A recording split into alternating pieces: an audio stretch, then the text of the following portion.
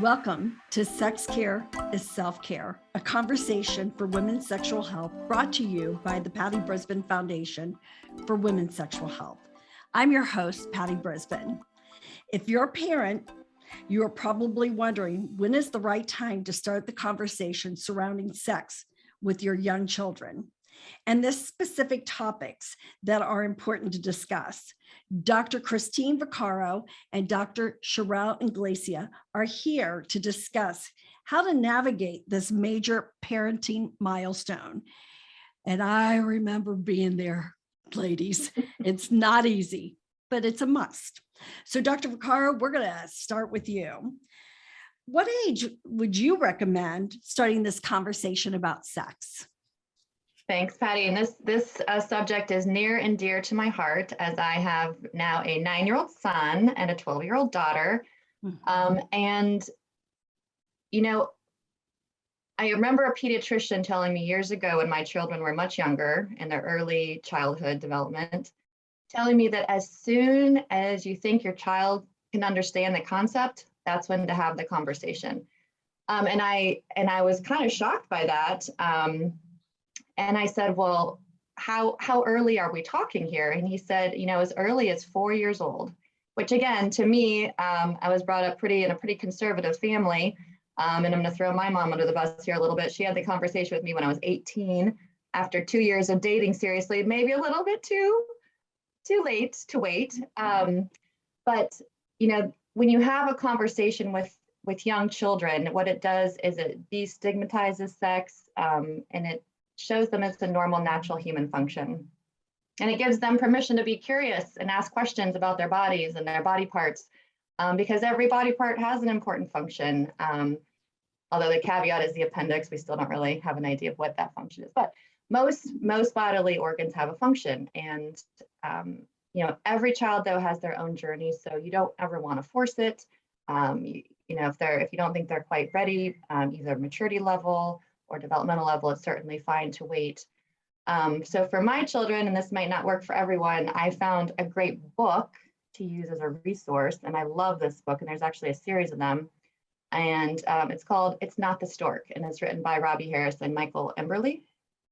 And it covers those endless questions you get from the preschool, kindergarten, early elementary children about, how they were, how they began, where did they come from, where are babies from? And it's perfect because it's age appropriate, again, suitable for kids over 4.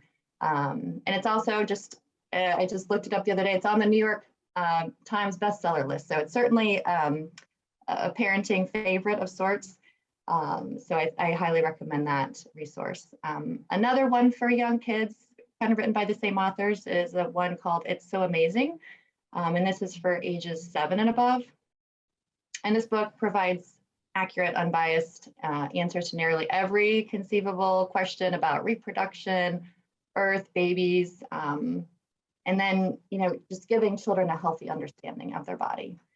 But I think the most important thing to remember is just make sure it's age appropriate information, which I think Dr. Iglesia will touch on as well. I think that's great to have these books, because then it helps the parent to become comfortable to have those conversations.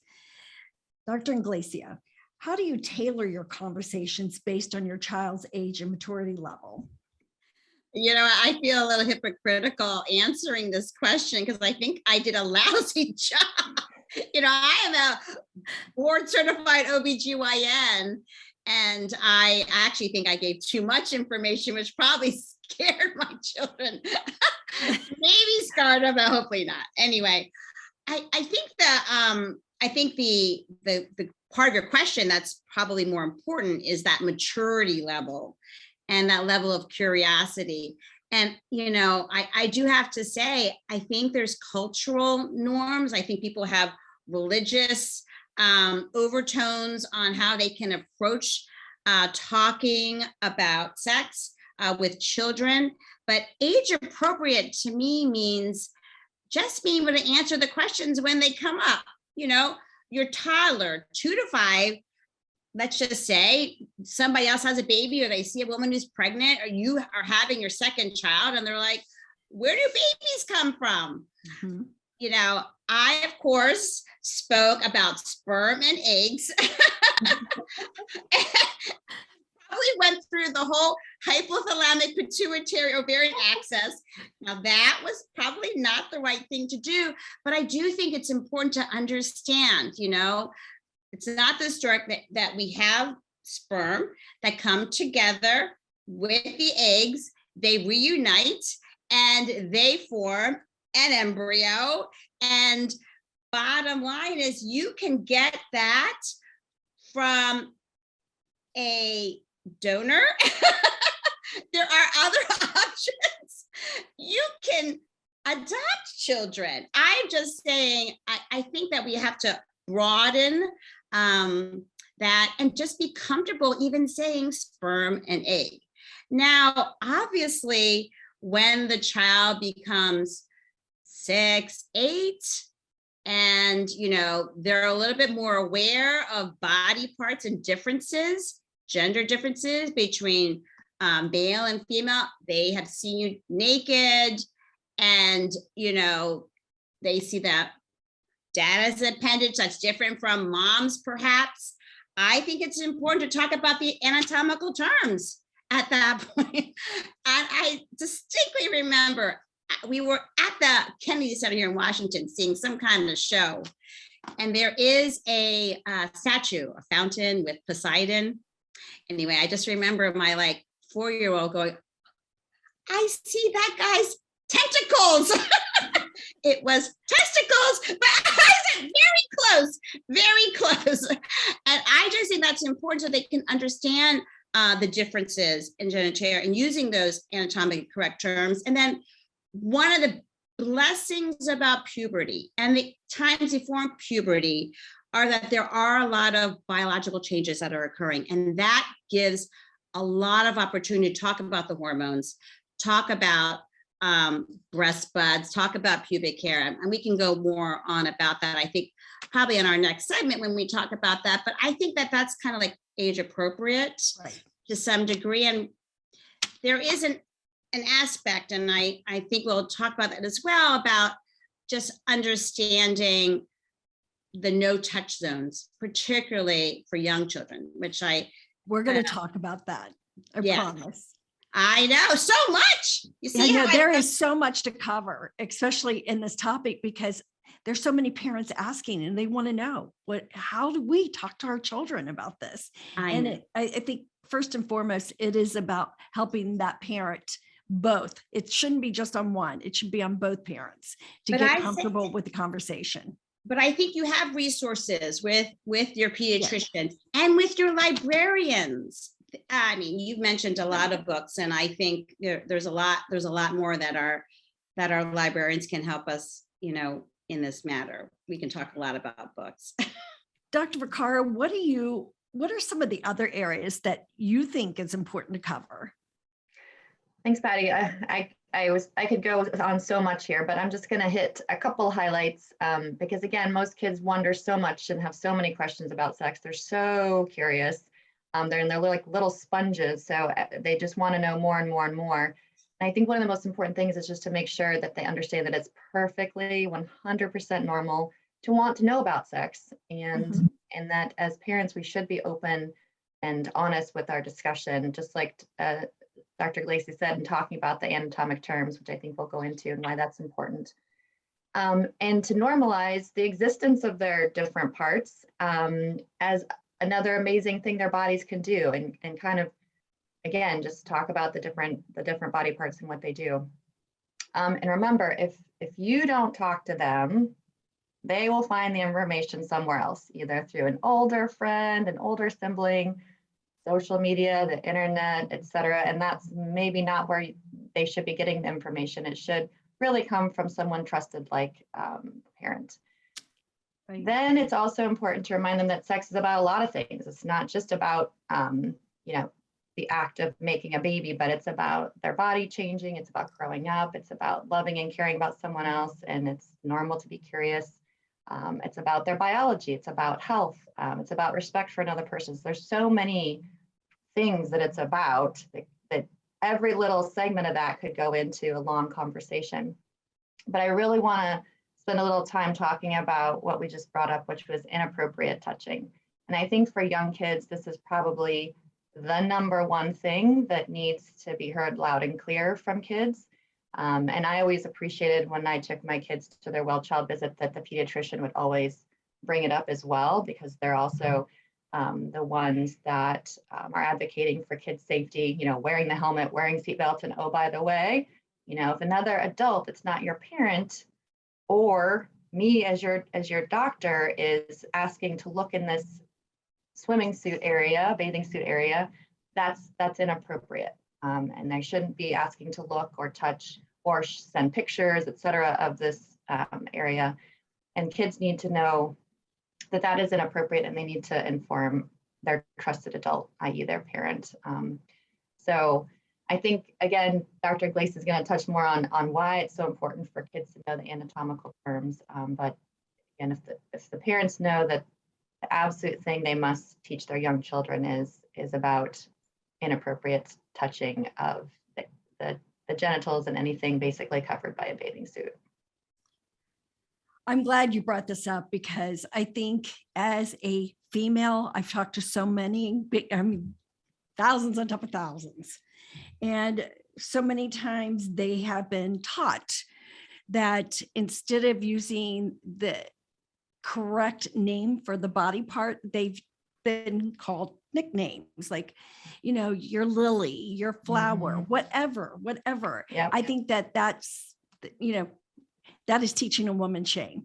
I really do. I agree. And I think it's so important for us to have that conversation. Dr. Iglesia, would you talk about how important it is for a child to know exactly what that body part is called? It is important because of the potential for abuse. And it's unfortunate. How many times are we hearing about football coaches, people of faith, trusted teachers, even the doctors who are taking care of the gymnast, and the trauma associated, the post-traumatic stress associated with this is lifelong. And it's an unfortunate thing, because in our country, and I'll talk about women, 1 out of 4 women has been a victim of abuse.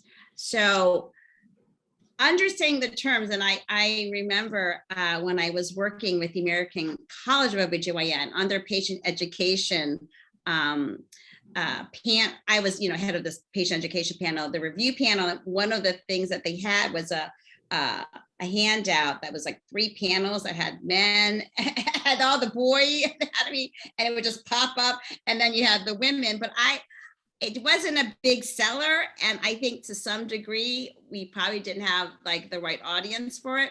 But I had them displayed all over my house, and that is important, because I think they need to understand you can't just call this the TT or the PP. This is a penis. These are testicles. So when someone talks about blue balls, and my daughter's like, what are they talking about blue balls? What's the balls? I want them to be, to understand that. The same thing, understanding the difference between a vagina and a vulva. So you can tell you, and the anus. These are terms that we shouldn't be ashamed about, because these are what we were born with, and it's not just for bathroom function. And I think that understanding that and the differences helps decrease that shame, but also helps with the communication, because I've had 80-year-old women who don't know where the clitoris is. Yeah. And that was a gap in education. So obviously speaking about the clitoris, and then that is your favorite organ, Dr. Vaccaro. Absolutely. I think it's most of ours. The function. And then we get into all the mystical. That's the whole thing, is that people are trying to make this kind of a mystical thing, which I understand the mystery and the romance, but at some practical level, it's really important not to understand, to understand where everything is located and how it functions. Exactly. So when you do pop into your physician, you are not afraid to have that conversation. You know your body parts, and you're not saying, I hurt down there. And the doctor has to say below your knees or above your knees. It's important to take that shame out. And I want to bring one other thing when we're talking about anatomy is that, and I'm going to bring up pornography a little bit, because a lot of the images let's face it, people are seeing this on the web and they're getting the images and then they think that they look abnormal. Let's say particularly like labia minora, the inner lips, which have very differences, appearances and lengths and widths and colors. And everyone thinks that the ideal is looking like that Barbie doll. It's really important for a young woman to understand that there are many variations and understand the difference between where the labia connect and the clitoral hood, and how it may not be the best thing to just think that you can do some plastic surgery on this area, because there could be some issues that can occur. I think we should do a podcast on that set, like totally just about cosmetic surgery of the genitals. I think that would be really a great topic to add on to our list. But Patty, if I might, before we move on, I think something I read a while back about when my kids were a little younger was not only is it important, like Dr. Iglesia shared, to know the anatomic terms moving forward just about health and education, but also it strongly dissuades predators. So if there was an instance of inappropriate touching and the child can verbalize to the predator, stop touching my vulva, my penis, my testicles, whatever, what that says to the predator is, wow, this child has had some education and probably knows about inappropriate touching and is going to tell someone. Exactly. So it usually is a huge distractor for predators. And then when the child hopefully can tell their trusted adult about what happened, they can use the specific terms. You know, his hand touched my vagina, whatever it was, so that, you know, when we use, again, those other terms that were discussed that have no anatomic basis, it's really hard to understand what particularly did happen. So just wanted to share that other thing. It's important for the health and safety of your child to discuss the appropriate anatomic terms to dissuade. Yeah, it's been my understanding that, God forbid that this should ever happen to your child, but if that child was put on the stand, if they do not know their body part and where they have been touched, it could be dismissed, and then somebody is free to go do it to another child. Exactly. So if for no other reason, please, parents listening out there, talk to your children, teach them the correct body parts. Don't be one of those parents that say it'll never happen here, because as soon as we say something that crazy, that's when it does happen. Mm-hmm. So teach your children. Dr. Vaccaro, does scientific evidence provide support for fact-based sex education? Oh, absolutely. Most definitely it does. And I actually wanted to share some specific language from the American College of Obstetricians and Gynecologists, where both Dr. Iglesia and I get a lot of our information. And this was a joint effort with adolescent healthcare. And it was a joint committee opinion on sexual education. And what it specifically states is that comprehensive sex education should begin in early childhood and continue through a person's lifespan. They go on to say that education should be medically accurate, evidence-based, age-appropriate, and should include benefits of delaying intercourse, sexual intercourse, while also providing information about normal reproductive development, including contraception, which we'll go into, I think, probably in the teen segment. Right. And, you know, prevention of unintended pregnancies, as well as prevention of sexually transmitted diseases. And then finally, they kind of conclude with, you know, programs should not only focus on the reproductive development and prevention of sexually transmitted infections and unintended pregnancy, but also touch on forms of sexual expression, healthy sexual and non-sexual relationships, gender identity, sexual orientation, and then just opening that door to have an open dialogue with the child about communication and recognizing and preventing sexual violence. The huge subject of giving consent, which I'm going to talk on later. And then just the decision making of, how decisions can affect you lifelong. So just having that discussion. So there's a robust amount of evidence in the scientific community, not only from American College of OBGYN, but also from the American Academy of Pediatricians, that specifically absolutely 100% endorses early childhood sexual education as well as lifelong sexual education. Yes, I wish there was more sex education in the school systems, because it would help that child to really be able to understand their body and be able to make lifelong decisions for themselves. Speaking of which, Dr. Iglesia, how do we talk to our young children? How do we teach them consent? Right. I think the young children, Dr. Vaccaro was talking about the bathing suit region. Bottom line is no permission, no touch. You cannot. And I kind of would like children to know that they can speak up, and if their gut's not right, that, that's not right. My mom said, my dad said, that's not right. You're not supposed to touch my vulva. You're not supposed to touch my penis. Get your hand off my butt. Do not touch my breast.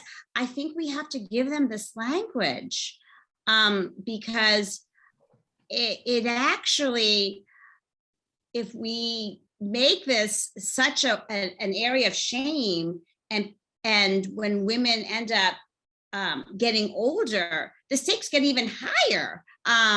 Not that they're not bad, but I feel like the problem is that a lot of the perpetrators will prey on the people who maybe don't have the skill set and the language to say, no, don't touch, and tell someone, he touched me, she touched me, whether it's their babysitter or a family member. I mean, that's such a huge problem with incest, and just probably so difficult for children, to wrap their hand around, for particularly someone who's supposed to be protecting them. So it's another layer of their own, for the child's own protection, to be able to educate them, to have the language so they can understand what is wrong and to trust their gut. There you go. I love that. Dr. Vaccaro, how do we as parents overcome feeling uncomfortable about talking about this? How do we get over that? Several shots. I'm just kidding. So, I talk about sex all day with my patients, and it's like I'm talking about, something very boring, like, making dinner. But when it comes to my kids, I'm just kind of like everyone else. I get really nervous when the conversation really matters, and that's sex. It really matters, and it's a subject that no matter if you're a sexual expert or not, it still can be uncomfortable as a parent, because you see your child react and kind of like, oh, my kids are like, oh, here goes mom again. We're gonna have to talk again, and again, like I shared before, trying not to wait too long because you're uncomfortable. If you wait too long, I love you, mom, if you're watching. Sometimes you're gonna miss those opportunities to talk about a really important subject. So my best advice is to use a guide, a resource, a book, take some notes. Make sure you get your other partner on board with you, and make sure that you're both on the same page about what you want to say. And sometimes, you might feel like it's better to go one-on-one with your child, and sometimes it's better to have both parents there talking about it. So you just kind of have to read the situation in your child.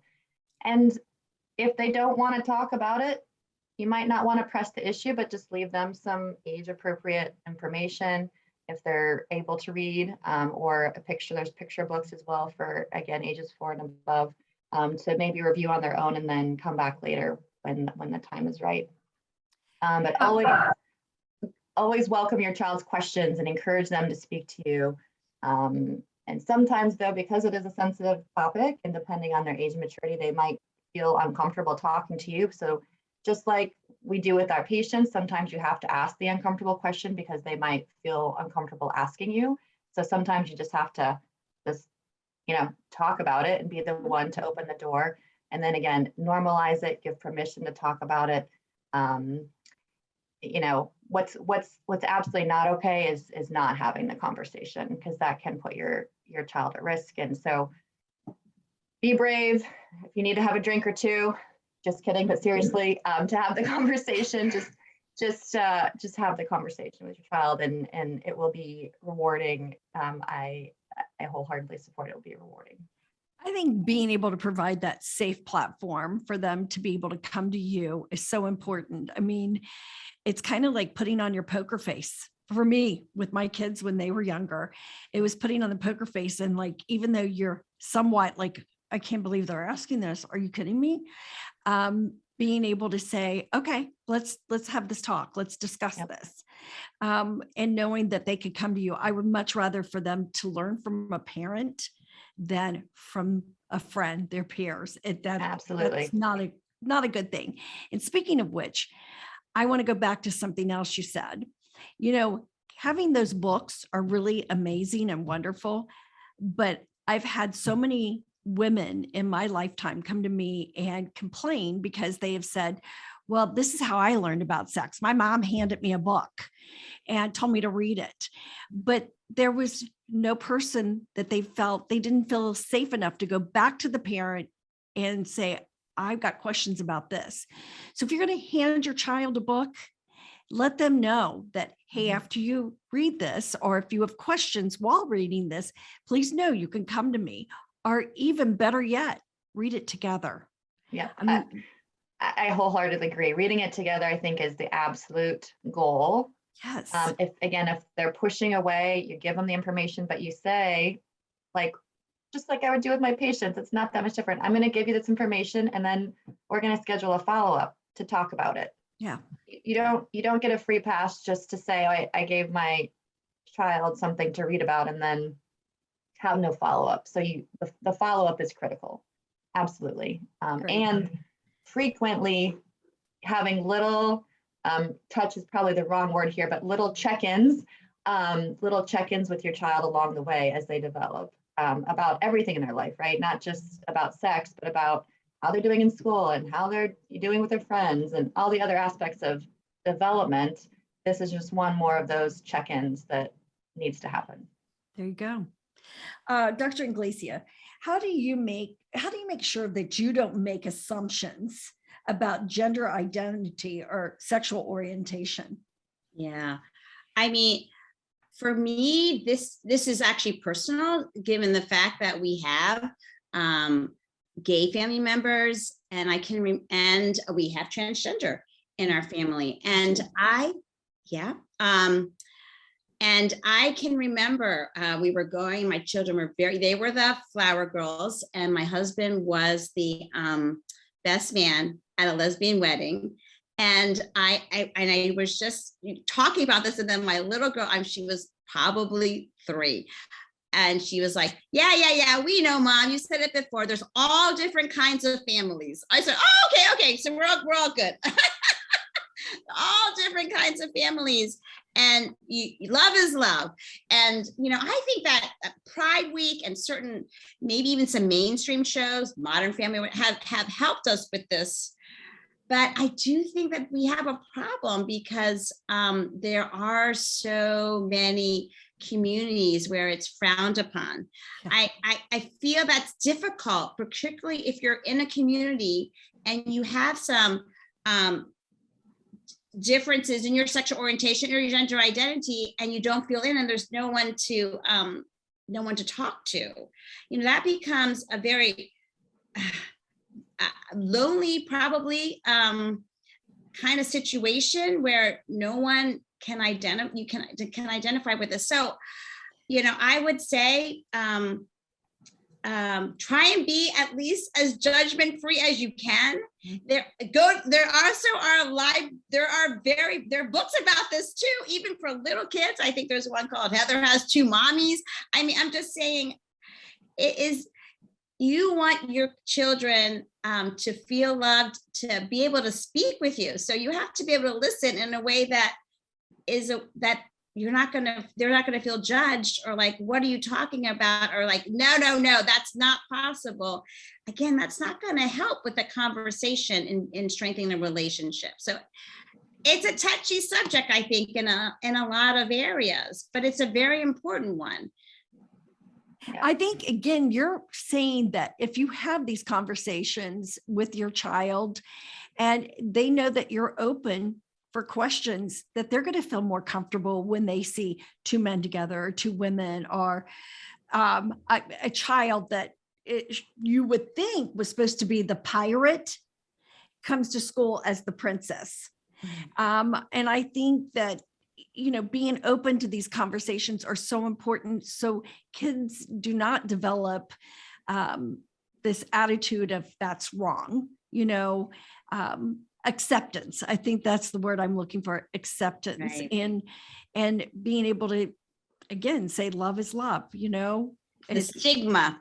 It's the stigma. And it's an unfortunate thing. And so, hopefully, and sometimes, you're going to probably, as they get older, there may be some times where it's just you're not going to change someone's mind. It's so black and white for some people. Yeah. And then I think that's where you need some boundaries, and, get some healthy boundaries that will agree to disagree. But I feel very, because I've seen it even in my own family, and I feel really sad for people who have had to struggle being their true self and being able to love who they want. It is a terrible thing. And so I think, as a parent, at least steer them in the right direction for the counseling or the help that they would need to get, even if you don't think you can provide it for whatever reason. Judgment free.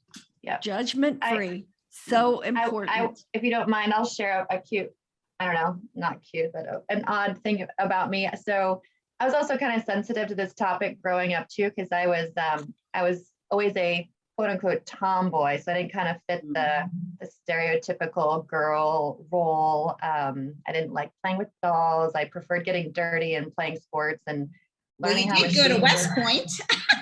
You are a colonel.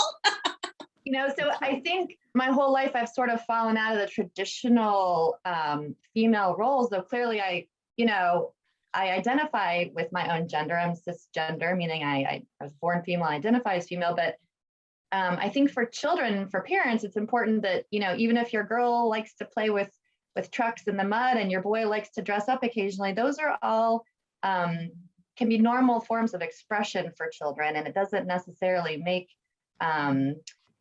them want, in the other gender role, though I think we have to also not ignore signs about children either and their identity when it's not matching what their gender was assigned at birth. So even though it's less common, don't assume. And if you have questions and think that your child has questions, again, not to be afraid to ask how they feel about their gender, because gender is a feeling, and make sure that you're exploring that and having that conversation. But I think we stereotype a little bit too much about gender roles, and those are things that society kind of places on us.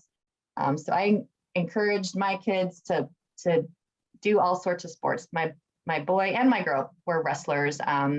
My boy and my girl did gymnastics, and having them be free to explore all sorts of things that are maybe more traditionally one gender or the other, I think is actually really healthy and good for them for self-expression. There you go.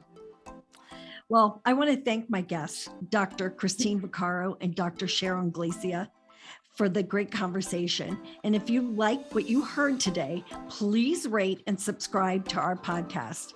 For more information on the Patty Brisbane Foundation for Women's Sexual Health and our 6 focus areas, visit thepattybrisbanefoundation.org. And remember, sex care is self-care and sexual health matters.